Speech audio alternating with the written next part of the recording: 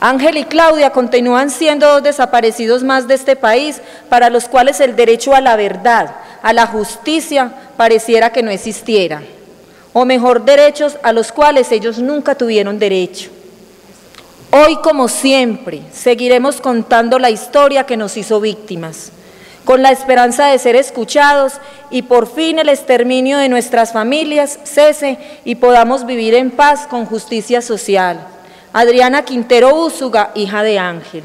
Muchas gracias. Gracias a la señora Claudia Patricia. Si usted, gracias por los documentos. Si puede quedarse un momento para responder a las preguntas eventuales del jurado. Pido a los jueces si ellos tienen algunas preguntas. Sí, Patricia, si tiene la palabra.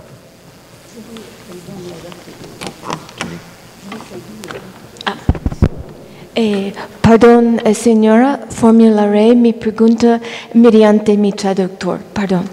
I'm interested in the message she received that said it's a political matter. Can she say anything more about how the message would be received?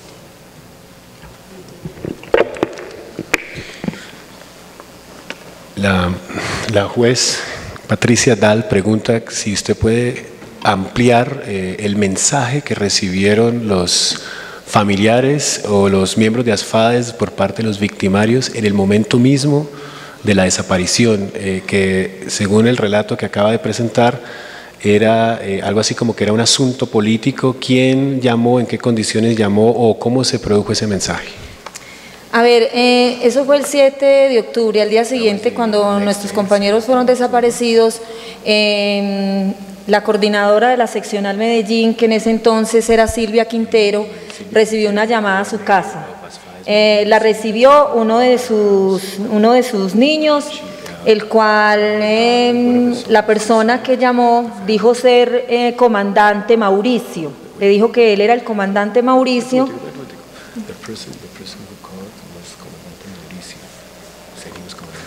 Y que le dijera a la mamá, a Silvia y a Marta Soto, que también en su momento, Marta Soto era la coordinadora de la seccional Medellín, que le dijeran a Silvia y a Marta que tenían a Ángel y que la cosa era política. Y la otra llamada se recibió a la Casa de Brigadas Internacionales de Paz, donde también dijeron que tenían a Ángel y que la cosa era política. Y llamaron al hermano de Ángel,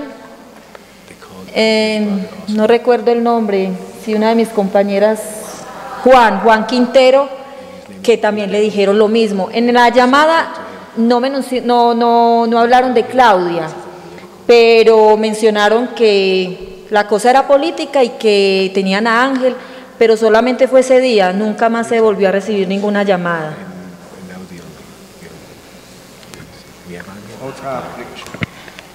Otra pregunta de un miembro del jurado.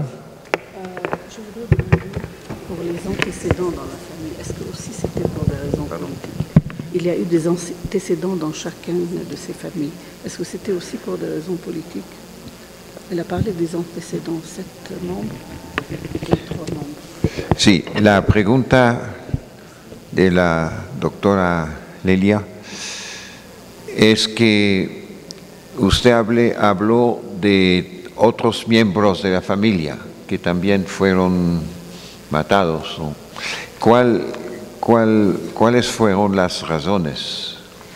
A ver, las razones son muy claras, o sea, todos eran del Partido Comunista, militantes de la Unión Patriótica, y a la esposa de Ángel, en el Urabá antioqueño, primero le asesinaron un hermano, el ejército asesinó un hermano, luego todos se desplazaron a la ciudad de Medellín y en la vereda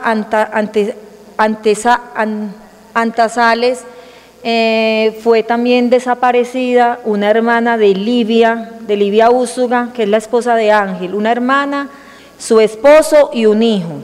Luego aquí en Medellín son desaparecidos también Rubén Úsuga, Wilson y Arbey Pozo, todos, o sea, hermanos de Livia, la esposa de Ángel. Y también en la ciudad de Santa Marta es desaparecido el suegro de él. Sí.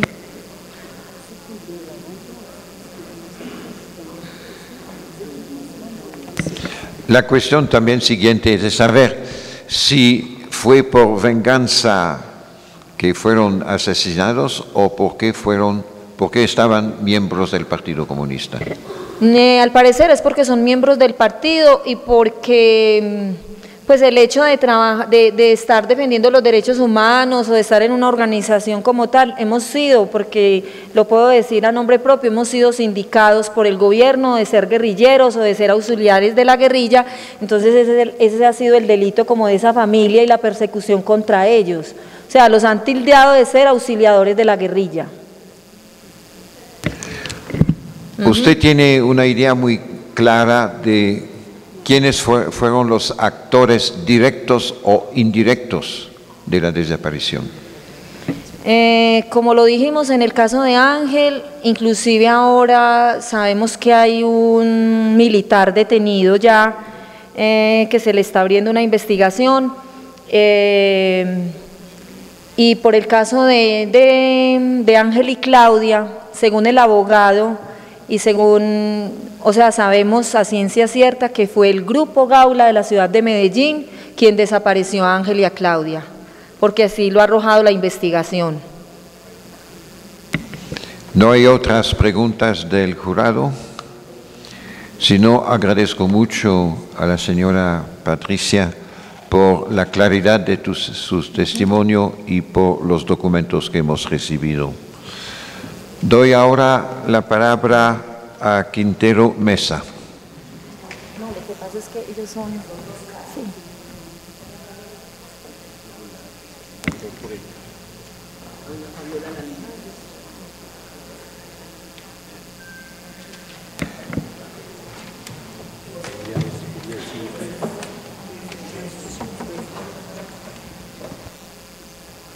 Perdón, sí. Gracias. No, pasamos, sí, a otro caso ahora también de Medellín. Es la presentación por doña Fabiola Lalinde, madre de Luis Fernando Lalinde.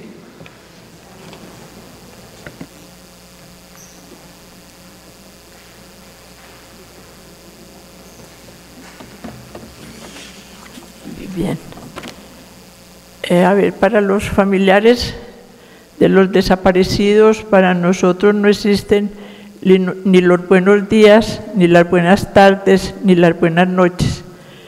Pero en este momento tan especial, sí les voy a decir buenos días, porque estamos acompañados de una serie de personas, de honorables miembros de una importante delegación que hoy nos visitan, y para nosotros es muy importante su interés por escucharnos y conocer la grave situación frente al drama de la desaparición forzada que se viene dando en el país durante más de 25 años, con énfasis en la desaparición por razones políticas, los cuales todos los casos de este delito de lesa humanidad se hallan en la total impunidad.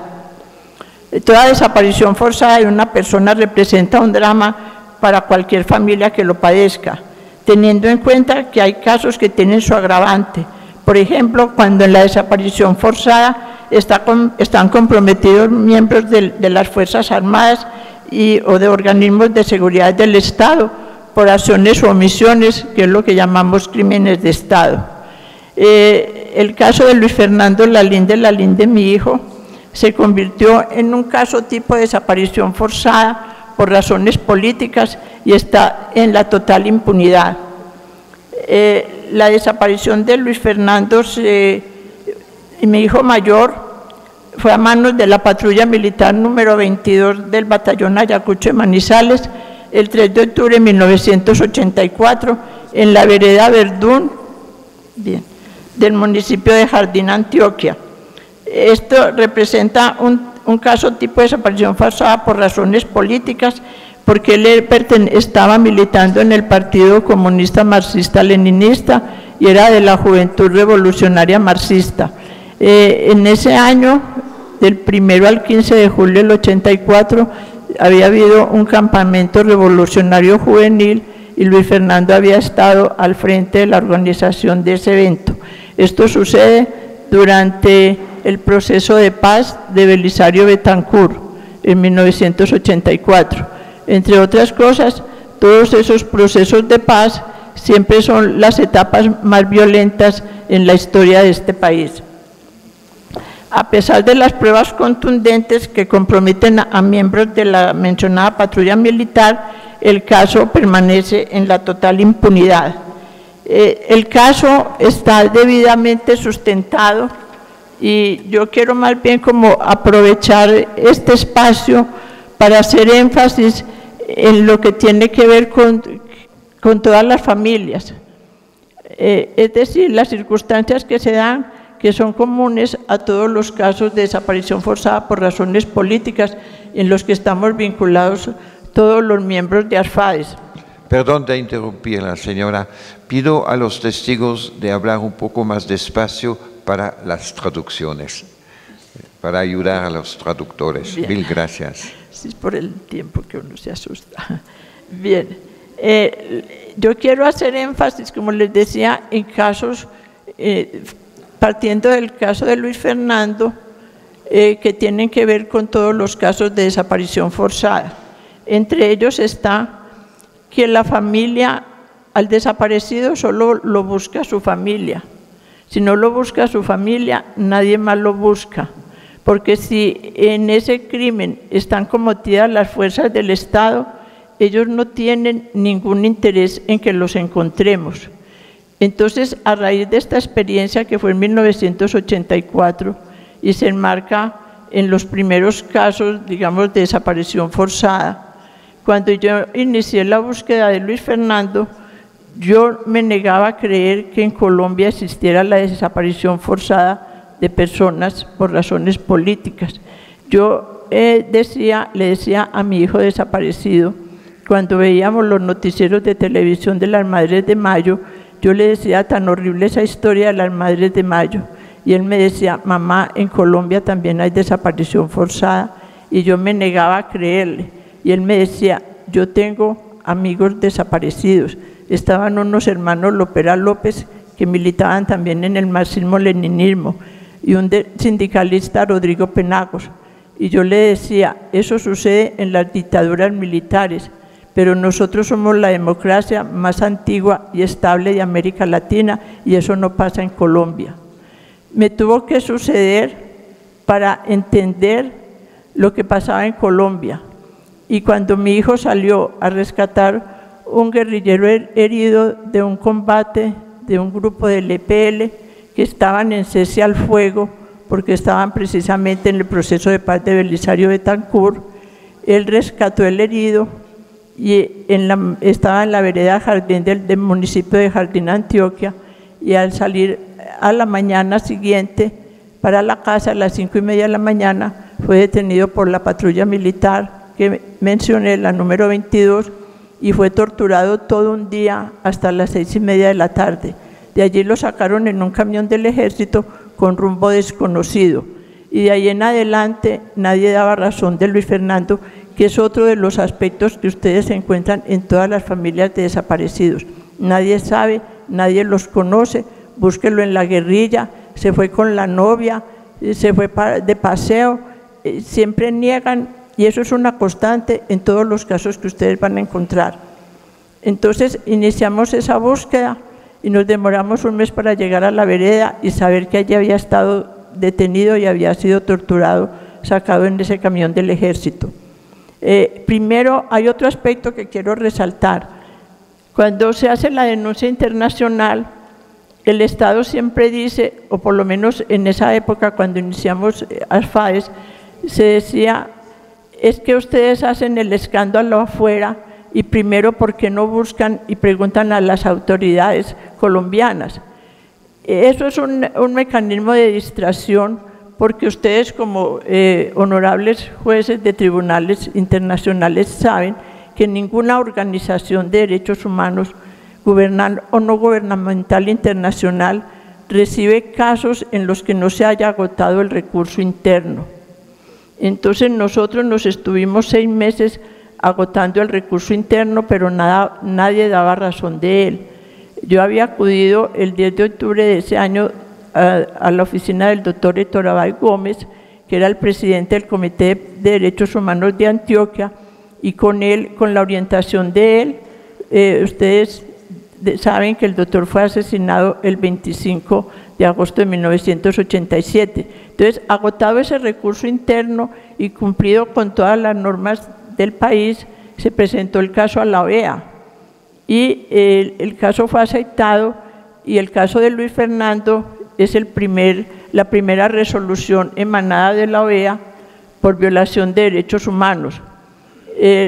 La resolución, la primera salió en el 87, pero fue reconfirmada en el 88 porque el gobierno pidió un plazo de 1 año para investigar, pero nunca investigaron por lo que ya les dije. Ellos siempre nos distraen, nadie sabe, y a la hora de la verdad, como ya había transcurrido varios años, precisamente los muertos son los que tienen la información. Perdón, el soldado muerto. de interrumpir, señora. He pedido a personas presentes de no tomar fotografías aquí, solamente las personas que fueron designadas por eso pueden hacerlo.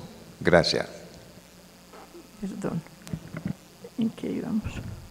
Entonces siempre se niega todo lo que sucede y no hacen sino delatar el caso para dejarlo en la total impunidad. De todas maneras, el gobierno pidió 1 año de plazo, pero nunca pudo defenderse lo suficiente. Llegaron a la conclusión que el NN, alias Jacinto, que habían dado de baja por intento de fuga, posiblemente era Luis Fernando, y cambiaron la resolución de desaparición forzada por homicidio, y la OEA le recomendó, o era una de las normas, era que tenía que entregar los restos de la familia. Sin embargo, transcurrió el tiempo y los restos no fueron entregados. Y como les venía diciendo, todos los muertos son los que tenían la información. El soldado muerto, el alcalde muerto, el juez muerto, ellos eran los que conocían el lugar, porque hicieron una exhumación clandestina donde no nos tuvieron en cuenta. Entonces, en esta búsqueda incesante y con el apoyo internacional que es definitivo, la OEA confirmó la resolución en el 88 y es la primera resolución emanada de esa entidad condenando al gobierno de Colombia por violación de los derechos humanos. Eso naturalmente trajo las repercusiones que siguen en el tiempo, y es que me allanan la casa, hacen montaje con droga, me acusan de ser narcoterrorista, la jefe de la guerrilla en Antioquia, subversiva, terrorista. Eso me daba 25 años de cárcel, pero como hicieron un montaje tan burdo, porque mi familia es la única narcotraficante del planeta que no tiene dinero, somos una excepción del narcotráfico, y yo exigí que nos investigaran hasta las últimas consecuencias, y con todo ese apoyo internacional, porque yo percibí que ese día cuando me llevaron al batallón Bomboná, con todas esas acusaciones, me negaron todo el día y era que me tenían de candidata para desaparecer. Y aquí todas esas detenciones las hacen los fines de semana que no hay a quien acudir. Entonces, los organismos de derechos humanos inmediatamente, los nacionales y los internacionales, hicieron presión y a las 6 de la tarde reconocieron que nosotros estábamos detenidos. Ya después el juez, yo les dijo que me investigue hasta las últimas consecuencias y que si me prueban todos esos cargos, yo en ese momento era papá, mamá, ama de casa, tenía todos los cargos del mundo para hacer terrorismo, subversión y fuera de eso, a ser la jefe de la narcoguerrilla en Antioquia. Entonces eso no coincidía con nada y llegó una comisión de la ONU sobre el grupo de trabajo de desapariciones forzadas y me visitó en el Buen Pastor y en su informe quedó claro que estaba detenida por buscar al hijo. Bueno, el caso es supremamente sustentado, entonces voy a ser breve. Desde la búsqueda de Luis Fernando, que sale de su casa, hasta hallar sus restos, porque por la presión internacional, que es definitiva. Por eso yo les dije cuando el saludo, hoy es un buen día para nosotros, porque aquí hay un grupo de honorables miembros de este tribunal que están presentes y que están interesados en nosotros. Eso es definitivo. Yo estoy aquí presente por el apoyo y la solidaridad internacional, o si no, yo estaría en el Buen Pastor en este momento. La detención y los cargos que me hicieron me daban 25 años de cárcel.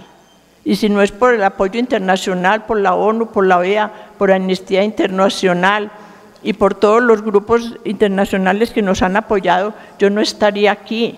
Fuera de eso, la presión internacional fue decisiva para encontrar los restos. Nos demoramos 7 años para llegar al lugar de la exhumación, que ya la habían hecho clandestina, y lo dispersaron. Nosotros no encontramos a Luis Fernando completo, hubo que hacer 2 exhumaciones. En la primera encontramos parte de los restos, pero no se encontró el cráneo, y eso vino a ser a los 7 años. Si recién asesinado no sabían el lugar, imagínense lo que representa 7 años más tarde, para que se hubieran acordado y para haber podido dar con el lugar. Como les digo, encontramos parte de los restos, porque los restos se ve que habían sido sacados del lugar y los echaron a rodar por una pendiente. No encontramos el cráneo. Sin el cráneo no se podía hacer la identificación. Entonces, también por la presión de la OEA y de todos los organismos se logró hacer una segunda exhumación. Y como cosa particular, porque este país es insólito, el cráneo lo encontramos unos metros más arriba en la raíz de un árbol. El juez no quería hacerme caso porque nosotros, ese árbol nos atraía y mi hija había soñado que el cráneo rodaba y se detenía en ese árbol. Entonces me daban explicaciones científicas, que no podía estar el cráneo ahí porque seguro había rodado, que el agua, que los animales, que el tiempo. Y yo en ese instante entendí, y eso ha sido válido para otros casos, es que los mecanismos, la ley de la gravedad, los mecanismos de impunidad operan en sentido contrario a las leyes de la gravedad. Y en Colombia, los casos por razones políticas hay que buscarlos monte arriba y río arriba. Dije, no me bajo de aquí hasta que no busquen en ese árbol, porque no enmarcaba en el sentido común ni en la ley de la gravedad, y ahí estaba el cráneo en ese árbol. Después se viene el proceso de identificación. El proceso de identificación duró 4 años, porque no lo querían identificar. Agotaron otra vez todos los mecanismos posibles de impunidad para no identificarlo. El doctor Yunis Turbay, que se considera la máxima autoridad en genética en América Latina, hizo el estudio. Ya habíamos consultado, porque también hallé la colaboración científica, la solidaridad científica del doctor Clay Snow. La doctora Marie Claire King, que trabaja con las Madres de Mayo, ya había conocido la historia y se habían ofrecido a hacer esa identificación. Pero aquí me dijeron que era que yo no creía en las instituciones ni en el doctor Yunis. Yo no conozco al doctor Yunis ni puedo cuestionar su sabiduría, pero lo que sí sé por sentido común es que aquí no hay unos laboratorios. Yo ya había aprendido en Cofavit de Venezuela, donde tuve que ir a dar como refugiada porque tenía mucha persecución, y allá aprendí lo que eran las exhumaciones y lo que era el protocolo de Minnesota, que apenas estaba en borrador. Entonces, yo no soy experta en ciencias forenses, pero eso me sirvió para entender y aprender cuándo me mentían y cuándo me engañaban. Entonces, yo sabía que Señora Linde, aprecio mucho todo este testimonio porque es su propio hijo, pero si puedo pedir de resumir un poco ahora para dar el tiempo también a los otros testigos. Bien. Muchas gracias. Yo estaba haciendo énfasis en lo que es válido para todos los casos, porque esa historia la van a encontrar, esos mecanismos de impunidad. Entonces, resumiendo, se hace la identificación, el trabajo que hizo el doctor Yunis dio negativo, que él no era miembro de la familia Lalinde, aunque era la ropa, era todas las cosas, daban que era miembro de la familia Lalinde. El estudio lo repitió la doctora Marie Claire King en su laboratorio en Berkeley y resultó que era 99.99%. Entonces, después otros mecanismos de impunidad para no entregar esos restos, hasta que por fin se lograron que fueran entregados en noviembre de 1996. Es decir, entre la desaparición y recuperar sus restos el 19 de noviembre del 96, transcurrieron 4.428 días. Entonces, yo los pude recuperar, gracias a Dios, pero aquí en este momento hay una historia muy grave, y es que están exhumando y arrumando restos, y eso es muy delicado porque se pierden huellas y se pierden cosas.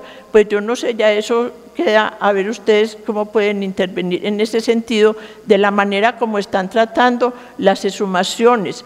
Eso es un trabajo que requiere apoyo internacional, eso es sumamente delicado, entonces se va a convertir en un mecanismo más de impunidad, porque si no pueden hacer todas esas exhumaciones en el lugar que corresponde, sacan restos y los arruman como mercancía averiada en una bodega, entonces eso va a llegar a una impunidad total.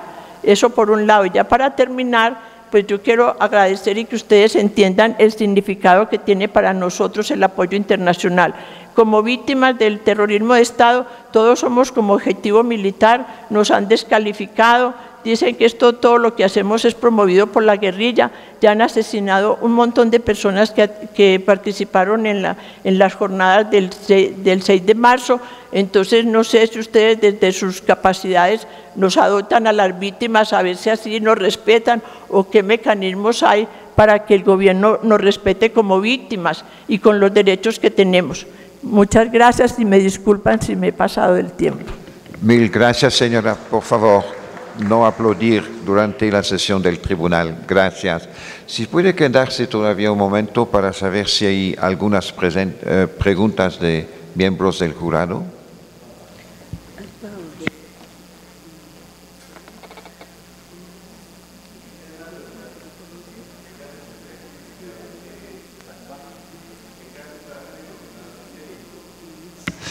La cuestión del... No tiene la palabra, señor, por favor. La cuestión del miembro del jurado es de saber si su situación económica ha sido afectada después de estos eventos. Sí, porque a raíz del terrorismo de Estado que me hicieron cuando me acusaron de ser terrorista y estuve detenida, después me empezaron a hacer terrorismo por teléfono a la empresa diciendo que me iban a capturar. Yo tuve que hacer un arreglo y me tuve que prejubilar, y en esa prejubilación yo perdí el 50% porque después el Seguro Social volvió a liquidarme y perdí el 50%. Fuera de eso, tenía más o menos un patrimonio estable que me había dado mi padre, y eso cada rato tengo que vender la casa e ir comprando otra de menor valor para poder cubrir gastos, porque a nosotros nos siguen persiguiendo. Y el menor de mis hijos tuvo que salir del país, él está exiliado, él lo sacó a Amnistía Internacional, y nos siguen vinculando con narcotráfico.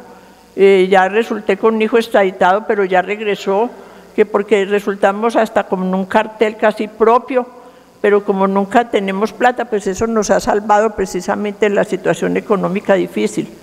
Entonces yo tengo una mínima pensión, la demanda ante el Estado lleva 17 años y han extraviado 124 folios de los perjuicios materiales, conciliamos los perjuicios morales.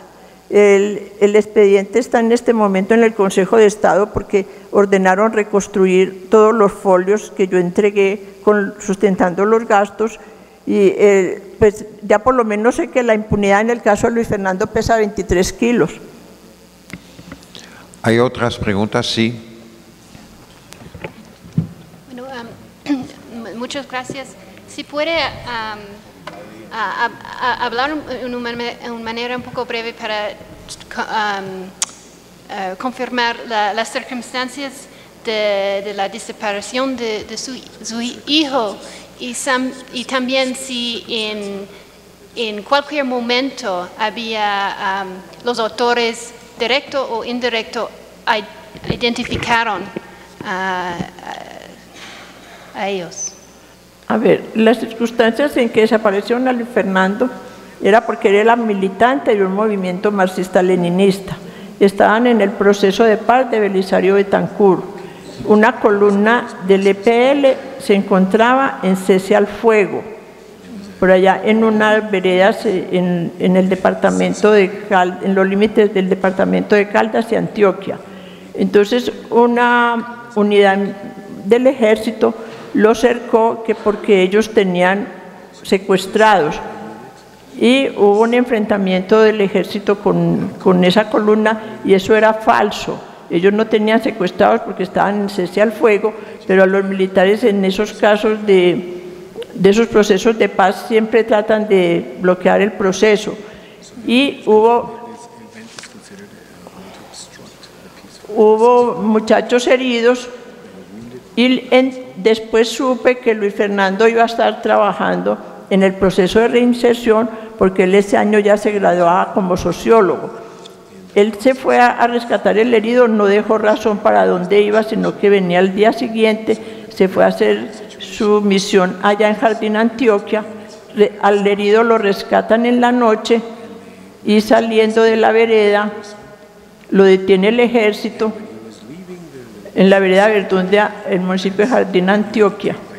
Lo detiene el ejército, lo torturan todo el día, los campesinos fueron testigos de las torturas, inclusive 13 campesinos se atrevieron a declarar ante el juez que los interrogó y contaron de todas las torturas, tratos crueles, inhumanos, degradantes, con un agravante, que eso lo hicieron delante de la concentración escolar, delante de los niños de la vereda, frente a la concentración escolar, lo torturaron todo el día, lo agolpearon, lo trataron mal y salió casi muerto con las manos atadas atrás. Y ya más tarde nos enteramos, los llevan a otra vereda donde lo encontramos, los restos, y allá al otro día, como a las 11 de la noche, fue que le dieron de baja, que por intento de fuga es la versión oficial, que esa es otra cosa que hemos aprendido los familiares. La versión oficial nunca coincide con el hecho real cuando se trata de violaciones de derechos humanos. El hecho real lo conocemos las víctimas, que somos los testimonios que les damos a ustedes. Entonces la versión oficial era que le habían dado de baja por intento de fuga, y cómo le iban a dar de baja por intento de fuga si andaba las manos atadas atrás con una cuerda, que apareció la cuerda en la exhumación, y cómo a las 11 de la noche va a correr monte arriba para escaparse. Es que aquí se viola hasta la ley de la gravedad. Y eso está en toda la información que la tiene la Comisión Colombiana de Juristas, que ha llevado el caso ante la OEA, lo tiene la OEA, y yo, que no soy abogada, me puse a leer todo eso, y son las incoherencias más grandes del mundo, que eran las 11 de la noche y no saben quién disparó, pero otro oficial dice que el vestido era azul, que la camisa era de tal color, que el pelo era del otro, y era a las 11 de la noche. Entonces encontraron... Sabían de qué color era la ropa, pero no sabían quién disparó porque era muy confuso y era muy de noche y no se veía nada en un monte de pinos. Hay otra pregunta de un miembro del jurado también. Doctor López. Por favor, doña Fabiola, no me quedó claro el tema de la identificación por el ADN de su hijo. Al fin, ¿quién lo hizo? ¿Quién la hizo, la identificación? La identificación en Colombia, aquí en Bogotá, la hizo el doctor Emilio Yunis Turbay.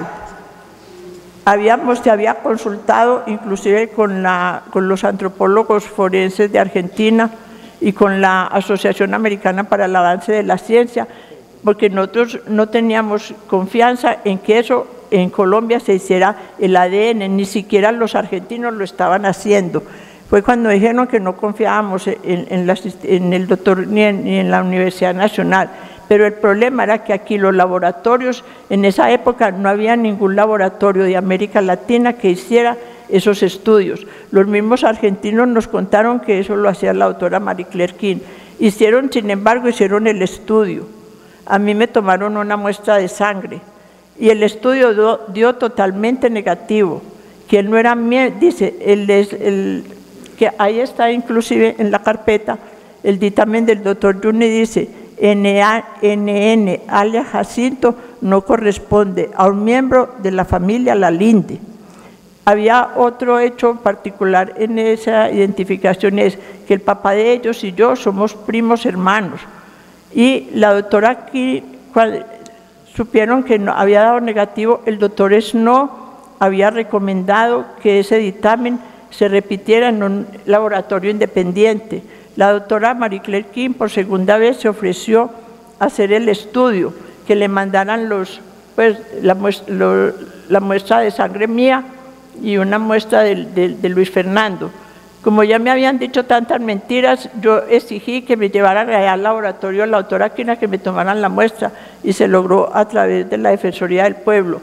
Y mandaron un canino, que es como la parte más segura, donde está como lo de ADN, porque en el laboratorio de la doctora Quina me explicaron que el colmillo era como decir una caja fuerte, porque el doctor Junior ya había dicho que no le habían alcanzado la muestra y pedían los restos así por correo, lo que se llama la cadena de custodia. Es más, el dictamen del doctor Junior se iba a caer por fallas técnicas. Como yo sabía que era mi hijo, yo pensé, yo no quiero que se caiga por fallas técnicas, sino que quede muy claro que ese es mi hijo. La doctora King repitió el estudio y es más, ella pidió muestras de los hermanos, lo que no hizo el doctor Yunis estando en Colombia. Y ella hizo el estudio de mío y de todos los hermanos, y en cada hermano dio por los alelos quién era hermano, porque eran hermanos, después todos aparecen hermanos, y es más, como éramos primos, mi esposo y yo, aparecieron 3 marcas en toda la familia, que eran muy escasos en la población colombiana. Y la doctora King dio que era cierto que Luis Fernando era miembro de que N.N. Jacinto era miembro de la familia Lalinde, más toda la ficha antemortem que yo había llenado, que había traído de Caracas, que aquí no se hacían esos estudios. Mil gracias, señora, por su testimonio muy emocionante y muy claro. Muy amables. Ahora, a ustedes. Doy la palabra a la señora Lucila Restrepo Posada y pido a la señora Lilian Ríos de Ledesma de prepararse para el testimonio siguiente.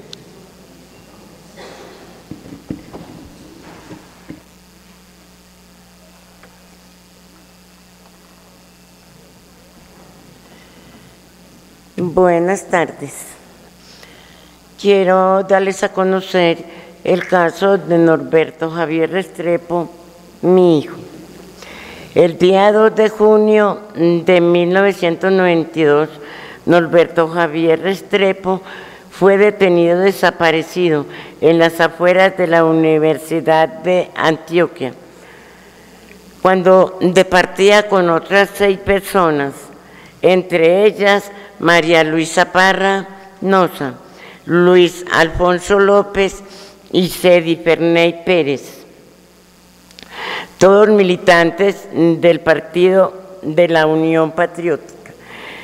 En los días posteriores fueron encontrados asesinados y con señales de tortura. Norberto estudiaba en la Universidad de Antioquia matemática pura.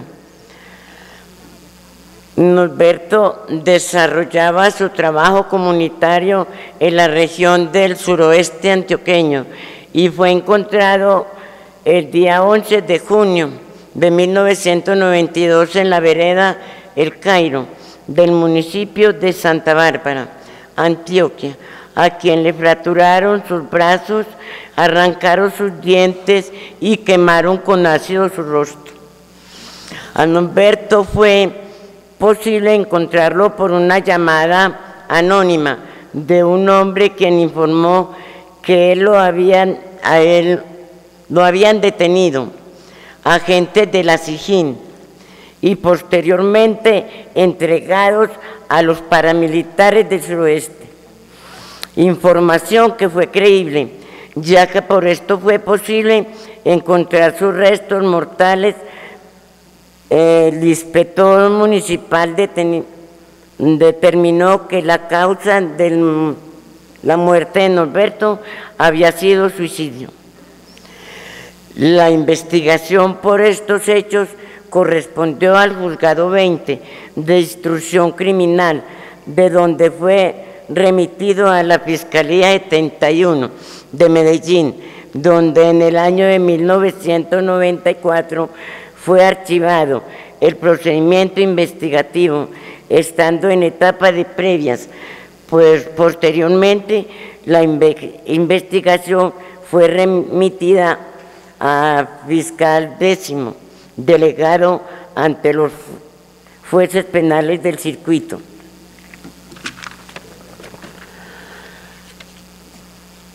Actualmente el proceso se encuentra en la Unidad Nacional de Derechos Humanos de la Fiscalía. Después de más de 15 años, el proceso continúa en etapa preliminar. Estas informaciones las he obtenido mediante acciones de tutela, por lo cual los entes investigativos no responden a las peticiones hechas. En el año de 1996 se presentó denuncia internacional en la Comisión Interamericana de Derechos Humanos, quienes recomendaron al Estado colombiano el nombramiento de investigadores para el caso de Norberto. Así se comisionó el técnico investigador Edilbrando Roa, quien adelantando su investigación, pudiendo determinar la actuación de agentes estatales en la desaparición y muerte de Norberto.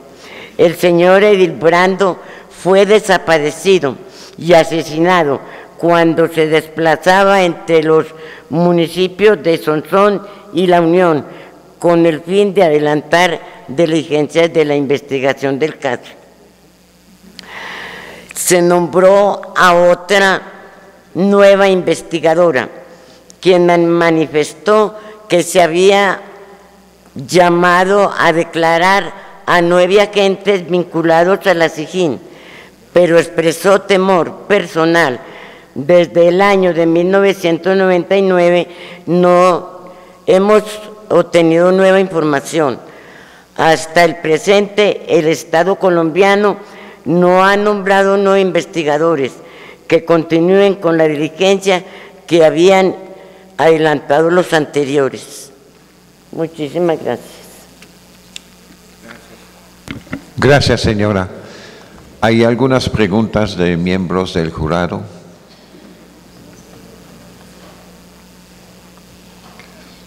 Me parece que su testimonio fue muy claro. Pienso que sí, tengo una pregunta, señor.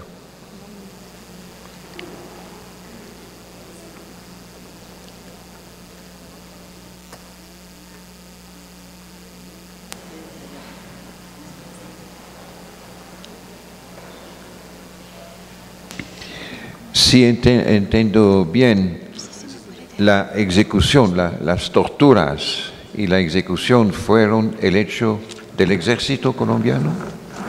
De la SIJIN. La SIJIN fue la SIJIN. Y la SIJIN lo detuvo y se lo entregó a los paramilitares del suroeste. Y la tortura y todo eso, al entregárselo, los agentes de la SIJIN, entregárselo a los paramilitares entonces fueron los que actuaron y los que hicieron las torturas y acabaron con la vida de él.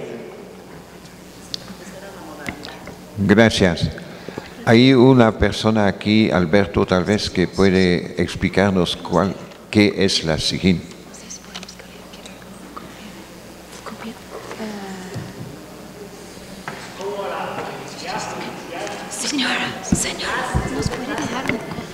Sí, la SIJIN, en respuesta a la pregunta del tribunal, la SIJIN es una unidad especializada de inteligencia de la policía, adscrita a la policía, y es la que se encarga de desarrollar las tareas de inteligencia.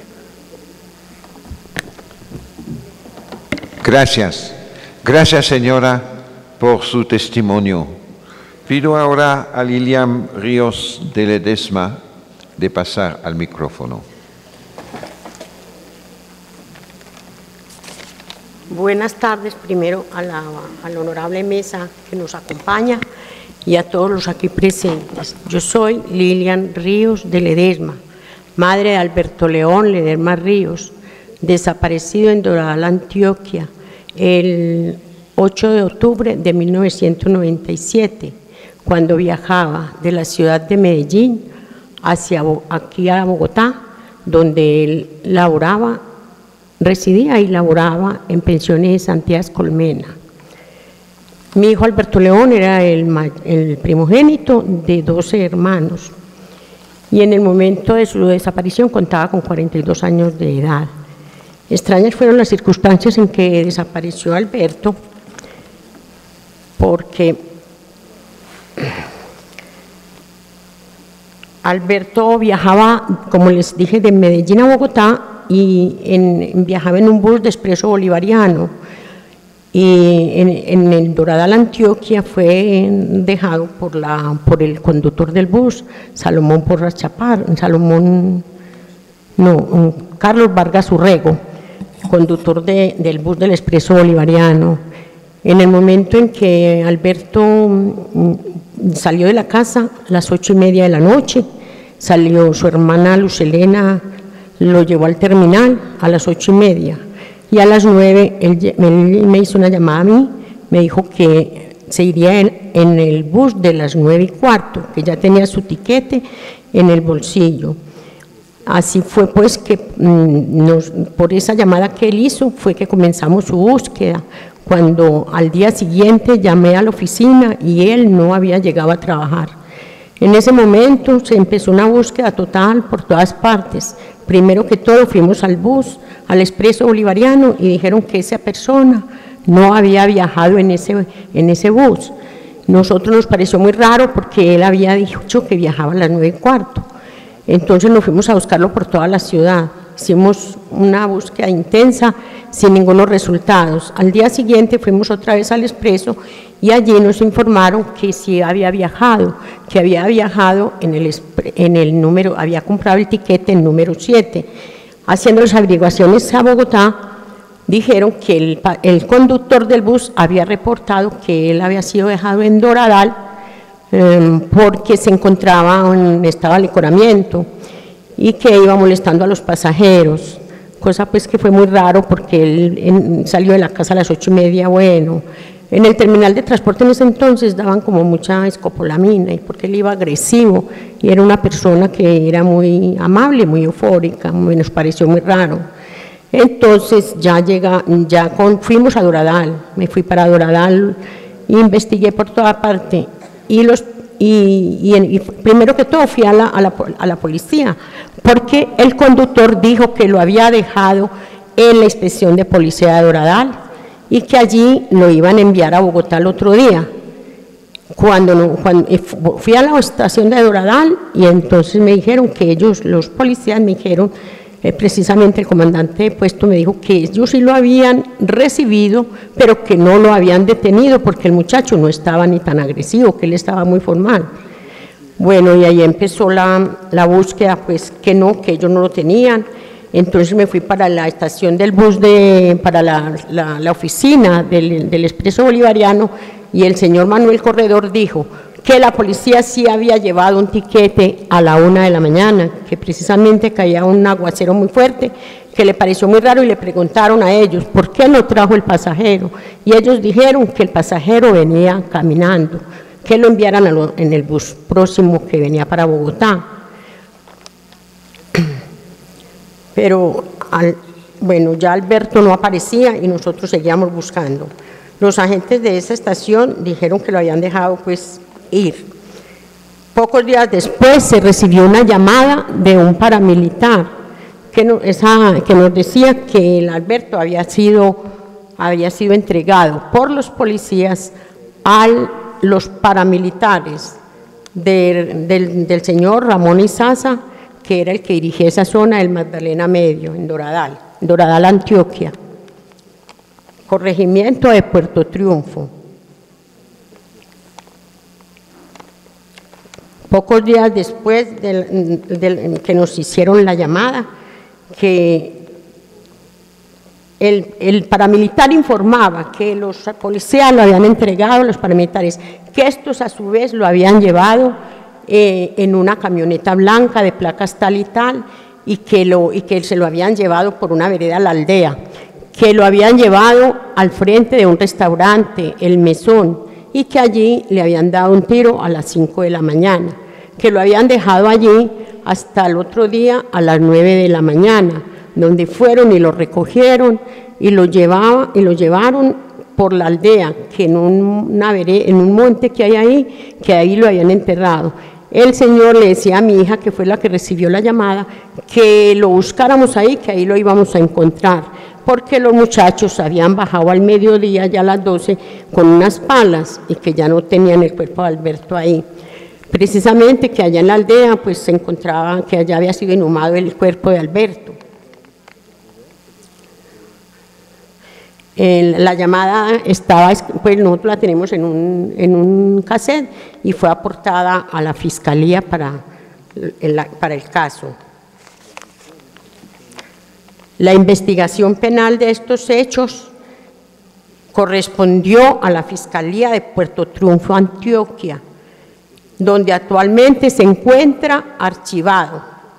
La Procuraduría Nacional, al advertir una posible falla por omisión de la Procuraduría Nacional, trasladó el asunto a la Procuraduría Provincial de Honda, Tolima, donde se abrió una investigación disciplinaria en contra del comandante Salomón Porras Chaparro y los patrulleros Edison Javier Díaz Quintero y Carlos Filmar Echeverry Mosquera y Gustavo Adolfo Higuita Arango, de la inspección del municipio de Doradal, Antioquia, quienes le habían entregado a Alberto a los paramilitares. Mediante acción de tutela, nosotros pues, hicimos una acción de tutela en marzo del año 2007, el año pasado, y entonces fuimos allá. Habíamos luchado 10 años, porque mi hijo tiene 10 años y medio desaparecido, y no nos habían hecho caso. Insistiendo al ente investigador para que adelantara las diligencias correspondientes a la búsqueda, fuimos pues yo fui con ellos, con el cuerpo investigativo de NN, de desaparecidos, en un viaje relámpago, una búsqueda así urgente. Eso allá es un llano muy extenso y no fue posible encontrar el Alberto, pero sí habían unas fosas vacías y hay allá señales de que hay gente allá enterrada en ese llano. Como ellos no podían quedarse hasta las horas de la tarde, tuvimos que salir a las 3 de la tarde porque no nos podíamos dejar coger de la noche, porque eso estaba por allá todavía muy difícil. Entonces no se cumplió el objetivo. Gracias, señora, por su testimonio. Quiero preguntar dos preguntas antes, eventualmente, de otras preguntas del jurado. La primera es, ¿cuál era la profesión de su hijo? Alberto León, él era, en el momento en que desapareció, era ejecutivo de cuentas, pensiones y cesantías Colmena, pero toda su vida estuvo vinculado a la aduana nacional. Él trabajó 15 años en la aduana nacional.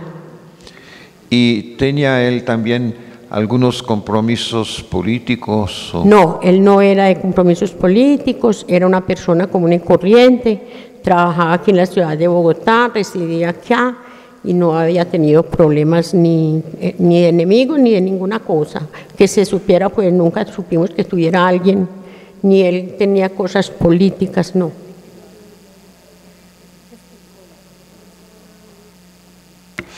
La doctora Lelia pide si usted tiene una razón, una idea de la razón por la cual él fue matado y desaparecido.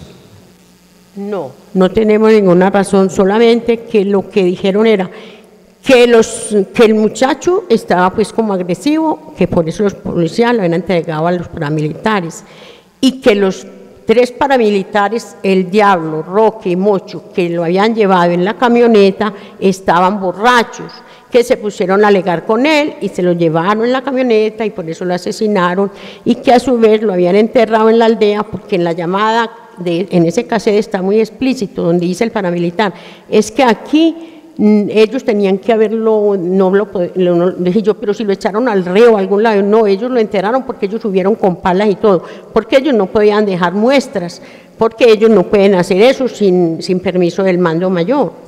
Entonces, como que el motivo fue circunstancial. ¿Hay otras preguntas del jurado? Si no, agradezco mucho. Sí, perdón, la doctora Solo Raquel. una pregunta para clarificación. ¿Estas llamadas de los paramilitares fueron recibidas por quién? Pues nosotros, como pusimos el denuncio en Medellín, nos pusieron una grabadora con un cassette para si hacían llamadas, porque yo pues cuando fui a Doradal, que me estuve 3 días buscándolo, dejé mi teléfono por todas partes. Yo me dijo, eso sirve para que la extorsionen o cualquier cosa, pero también sirve para que ellos llamen o la llamen a decirle qué pasó con su muchacho. Entonces llamaron y ese cassette registró 2 llamadas que hizo el paramilitar, una en que no nos dijo mucho y otra en que ya le dijo, porque mi hija le suplicaba, le decía, mi mamá no quiere sino los restos de Alberto, por favor, ayúdenos. Entonces él dijo, niña, yo busco más datos y la vuelvo a llamar esta semana. Y volví, llamó a los 2 días y ya dio los datos de los nombres de los paramilitares y qué era lo que había ocurrido con Alberto. Muchas gracias, señora, por su testimonio. Gracias a ustedes. Y pido ahora al señor Pedro José Lotero Taborda de venir al micrófono. Y pido también a la señora Rosa María Sema de prepararse. Buenas tardes, honorable tribunal. Les pido el favor de que si yo, por un acaso, no puedo dar lectura a todo, no es por miedo, sino de rabia que yo siento por la pena de mi hijo, ¿entiende? Si no soy capaz de leer yo esto que tengo escrito, les pido el favor que está por escrito, está para entregárselo a ustedes, que está escrito todo. Joan Lotero Gil era un joven de 23 años de edad, vivía en el municipio de Caldas, Antioquia, hasta el momento de su desaparición, laboraba en una fábrica textilera de nombre Indes. Era un buen hijo, y amigo, vivía con su compañera permanente y su hijo. Su desaparición fue antecedida de varias amenazas por parte de Rodrigo Osorno, quien al parecer tenía vínculos con grupos paramilitares y quien ordenó a Andrés Julián Henao Molina la tarea de sustraer de su vivienda a Joan Lotero Gil, con el propósito de que lo acompañara a determinado sitio, pese a la negativa y resistencia por parte de Joan atender sus invitaciones. El 23 de febrero del 2006, siendo las 7 de la noche, el señor Andrés Julián Baena le hizo varias llamadas telefónicas al teléfono de su residencia. Su madre escuchó en repetidas ocasiones cuando él se negaba a salir, aduciendo que estaba tarde y hacía mucho frío. Hacia las 8:30 p.m. de este día y ante la negativa de Joan a salir de su casa, Andrés Julián Henao Molina llegó a las afueras de la vivienda y lo mandó llamar con un sobrino de Joan. Después de sostenida una corta conversación entre los dos, Andrés Julián se retiró del lugar por poco tiempo y luego regresó con un taxi. En este mismo momento, un primo hermano que se encontraba cerca pudo constatar que después de la conversación sostenida causó bastante inquietud y nerviosismo en Joan. Vio cuando el apresurado le ordenaba a su hijo entrase a la casa, diciéndole que no tardaba. Entre tanto, Andrés Julián regresó con el taxi, el cual fue abordado por ambos y se fueron sin saber cuál fue el rumbo tomado. Al ver que pasaba el tiempo y que Joan no regresaba, sus familiares emprendieron la denuncia inicialmente en el Comando de Caldas, la SIJIN, la URE, Fiscalía, Defensoría del Pueblo, Procuraduría. Adelantaron la búsqueda en hospitales municipales, morgues y anfiteatros.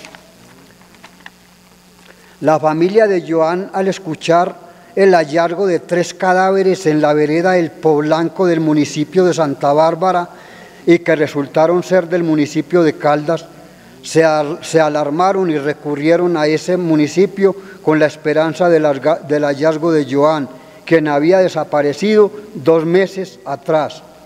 El día 23 de abril del 2006, una hermana de Joan viajó hasta el municipio de Santa Bárbara.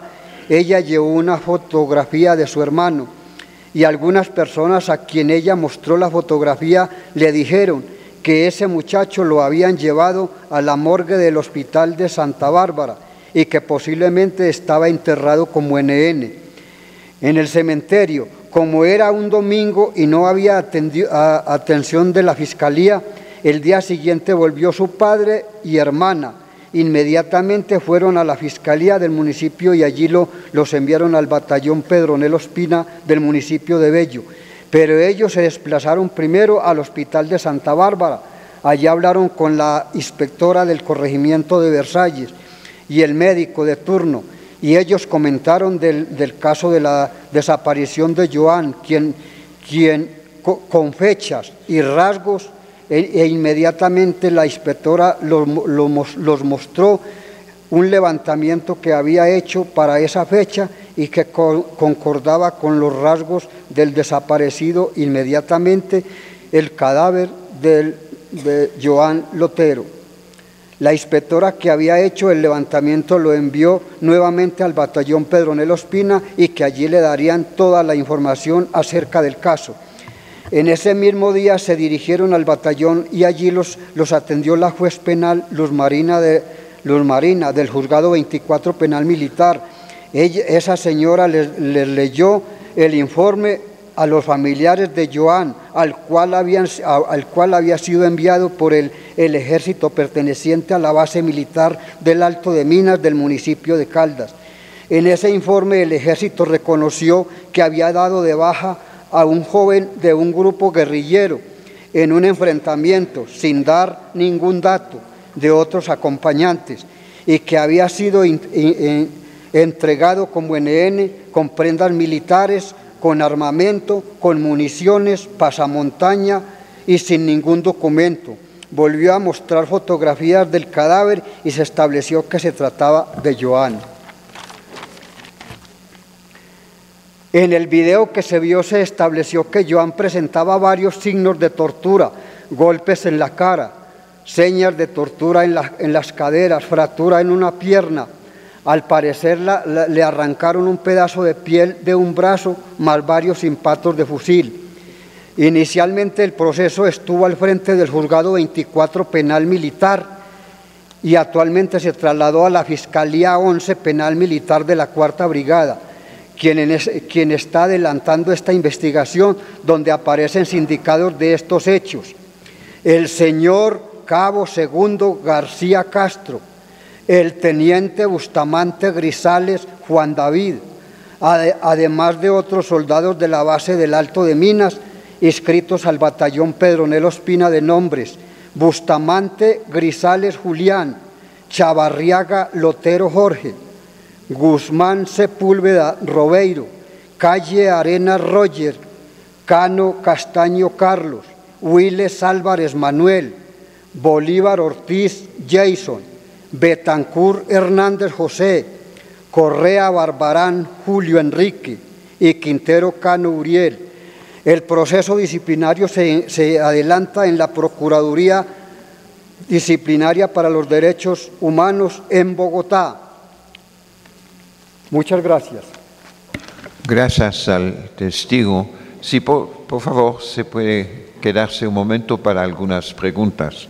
¿Hay preguntas de miembros del jurado?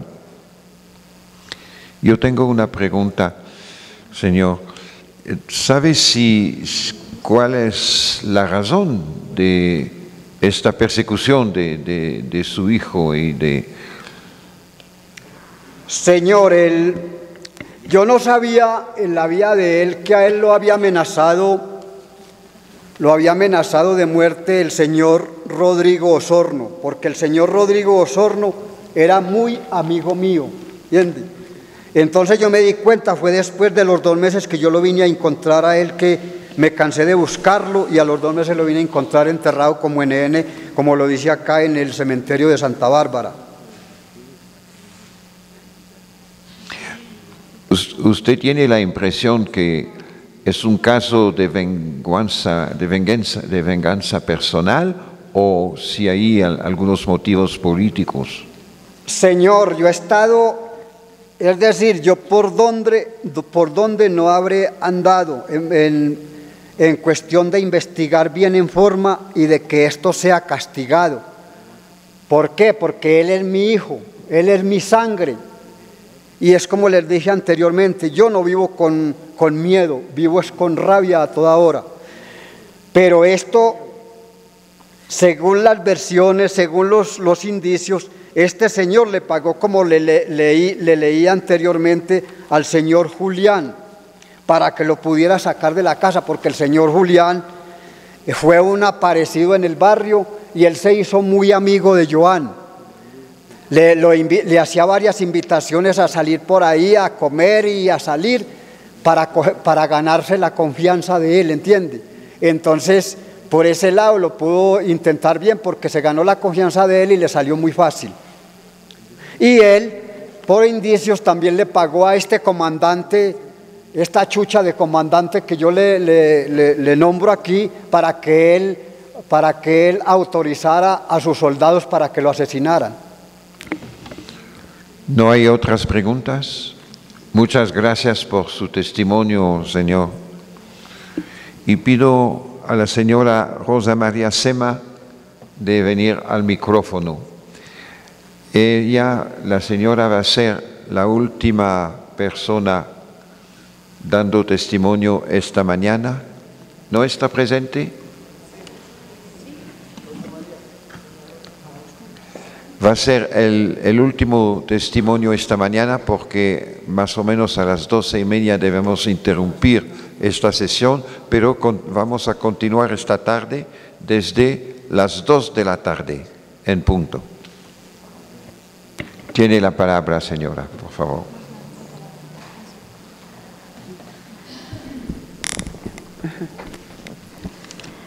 Buenas tardes, todo el público. Buenas tardes a los honorables jueces y muchas gracias por estar aquí para escucharnos. Mi esposo Julio Eduardo Molina y Guillermo Anzola, el día 7 de marzo del 95, viajaron al municipio de Puerto Perales y posteriormente se desplazaron al municipio de Puerto Triunfo, lugares en los cuales hicieron trámites correspondientes para iniciar la sucesión de un familiar del señor Guillermo Anzola. El 9 de marzo, siendo las 6:45, Julio se comunicó con su familia e hizo saber que se encontraba en Puerto Perales y que llegaría a la ciudad de Medellín a la 1 de la tarde.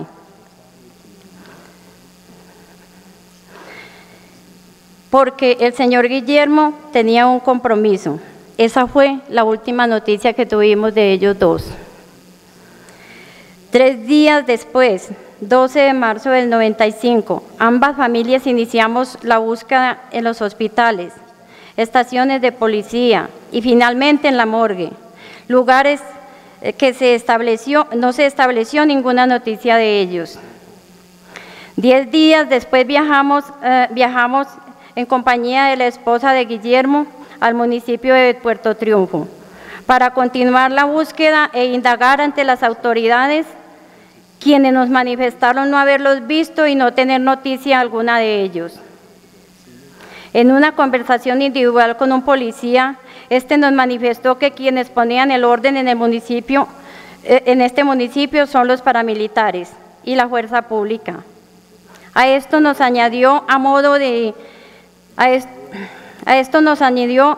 advertencia que no siguiéramos buscando, puesto que, abro comillas, toda persona extraña que llegara a la zona era investigada por los paramilitares y desaparecida posteriormente. Finalmente, este policía nos mostró un retén montado por paramilitares y muy cerca de la estación de policía. Después de hablar con este policía, procedimos a abandonar la zona en el vehículo que nos transportábamos. En el transcurso del camino fuimos perseguidos por una camioneta color beige con vidrios polarizados, en donde se movilizaban varios hombres. A la altura del puente Samaná y aprovechando un trancón, 3 hombres se bajaron de la camioneta y ordenaron al conductor del automóvil en que nos transportábamos que tomáramos un desvío del camino. Pero nosotros no hicimos caso omiso y nos protegimos en la caravana que iba en la misma dirección de nosotros, y fue una forma en que logramos salvar nuestras vidas. El vehículo en que se transportaba mi esposo Julio Molina y Guillermo Anzola era un Dodge Dart rojo modelo 75, de placas PB 104, color rojo, y fue encontrado el día 17 de marzo del 95 en la vía que conduce al corregimiento de Aquitania, a 3 kilómetros de la autopista Medellín-Bogotá, sin rastro alguno de sus ocupantes, encontrando solamente la cédula de ciudadanía del señor Guillermo Padre, que era la persona que habían ido a hacer la vuelta de la sucesión. Habitantes de la zona donde se encontró el automóvil informaron a la familia la posibilidad de que allí se encontraran fosas comunes donde se encontraran los cuerpos de nuestros familiares. Al ser informada la Fiscalía de esto, manifestaron la imposibilidad de ordenar una investigación sobre el terreno, aduciendo razones de seguridad y problemas de orden público.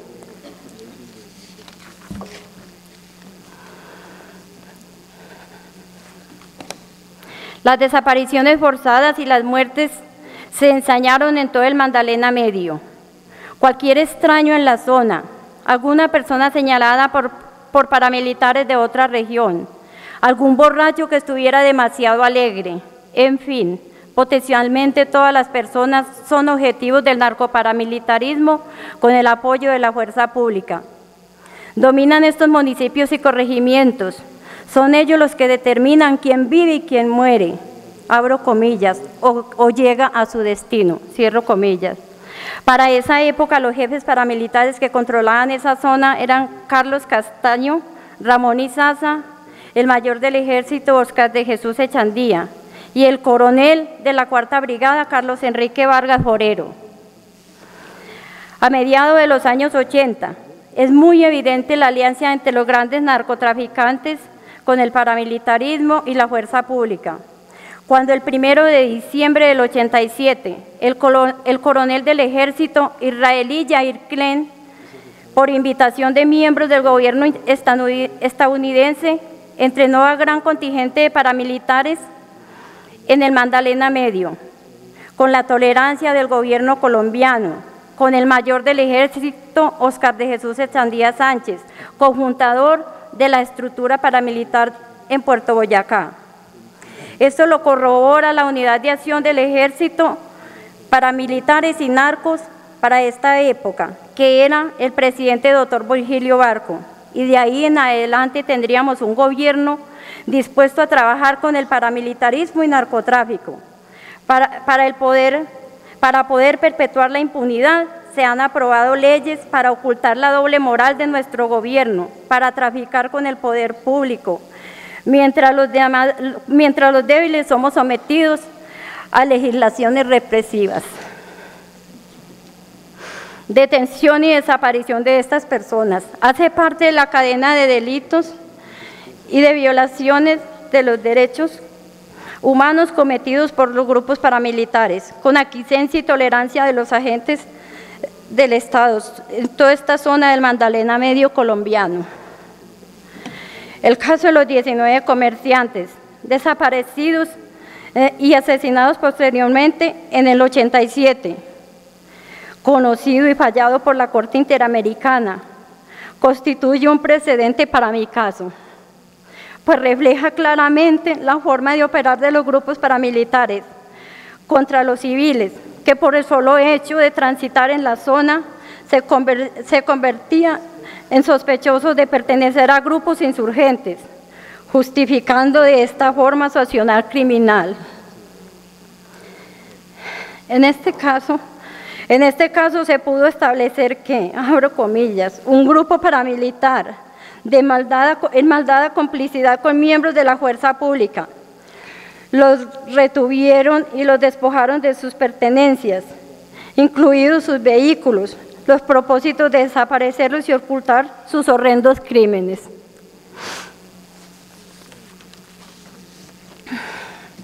El motivo aducido por los criminales para cometer su acción fue que los comerciantes traficaban con armas para la guerrilla.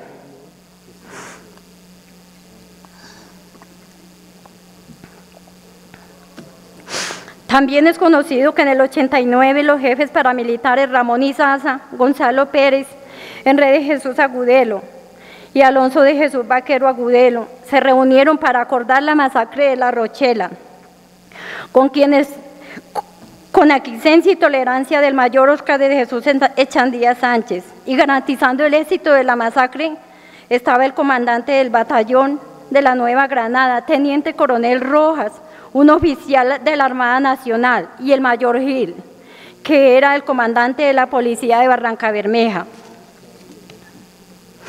La desaparición forzada es una práctica sistemática de los grupos paramilitares, actuando sin ningún límite, dada la convivencia de la fuerza pública. Por eso, la desaparición de mi esposo Julio Eduardo Molina y Guillermo Anzola, desaparecido es Guillermo Anzola, no es un hecho aislado, dado que en la zona en la cual fueron desaparecidos es de abierto control paramilitar. Pese a esto, el coronel Carlos Enrique Vargas Forero, en oficio número 0984, informa que en jurisdicción de la 14ª Brigada se desconoce la existencia de los grupos, de mal llamados grupos paramilitares, y que revisando los archivos se establecían que en el año de los 90 existían algunos grupos de autodefensas organizados por los ganaderos de la región con el objetivo de defenderse de la subversión, los cuales se encontraban amparados por la ley. Actualmente, el caso de Julio Eduardo Molina y Guillermo Anzola continúan en condición de detenidos desaparecidos, y su caso se encuentra en completa impunidad.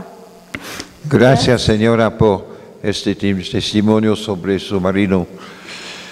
¿Hay algunas preguntas del jurado?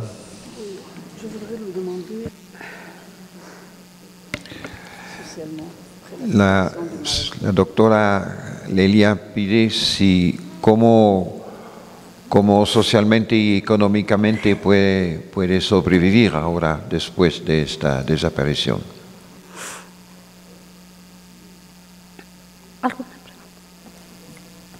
Sí, señora.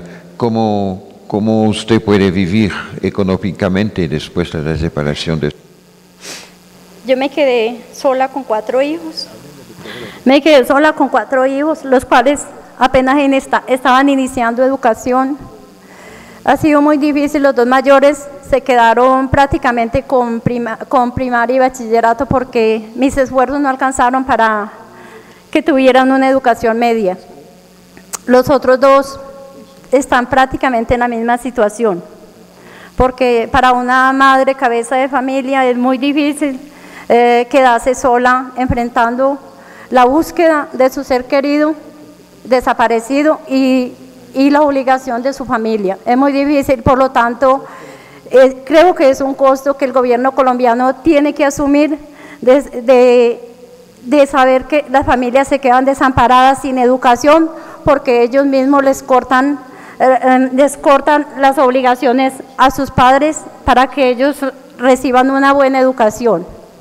Entonces, sí, es cierto, es muy difícil, pero no sé, aquí estamos en la lucha y no vamos a desfallecer hasta que el gobierno colombiano reconozca públicamente y baje la cabeza y ante nosotros y diga que y reconozca que no tenía derecho a desaparecer a nuestros compañeros, a nuestros hijos, a nuestros hermanos, a las mamás, porque tenemos muchas mamás desaparecidas, niñas desválidas, inclusive tenemos casos de una madre que fue desaparecida y sus bebitas quedaron de 3 meses y otra mayorcita. Entonces, esto es un delito en el cual está cometido por el gobierno colombiano y especialmente por las fuerzas de Álvaro Uribe y los paramilitares.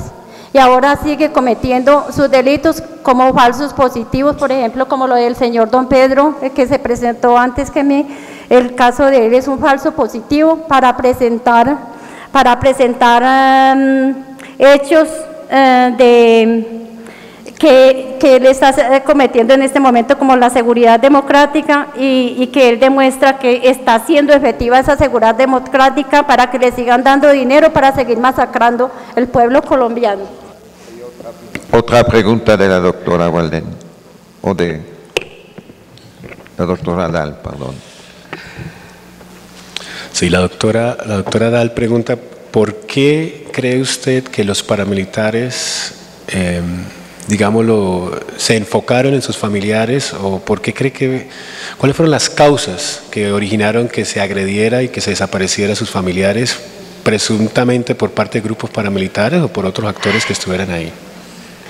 A ver, yo creo que claramente nosotros tenemos que entender que en este momento cualquier zona que se encuentre en conflicto, todos los civiles que se encuentren en esa zona son objetivos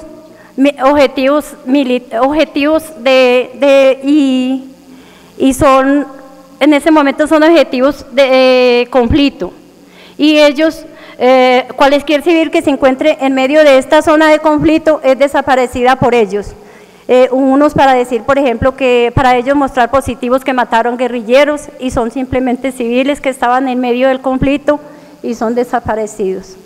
Entonces, ese es el hecho en este momento. ¿Por qué desaparece la gente en este momento? Gente que simplemente está en esa situación y ellos, por el solo hecho de pensar que son guerrilleros o que están, o simplemente han visto lo que ellos están haciendo, entonces por eso tienen que acallarlos. Gracias, señora, por su testimonio que hemos valorizado mucho. Mañana hemos tenido la apertura de este tribunal y hemos oído ya 6 testimonios. Esta tarde vamos a empezar con un testimonio importante y bastante particular.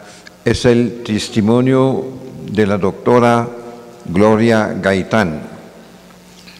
Así pido a la doctora Gaitán de venir aquí al micrófono. Después tendremos el testimonio de la señora Dora Alejandra Gaviria Serna.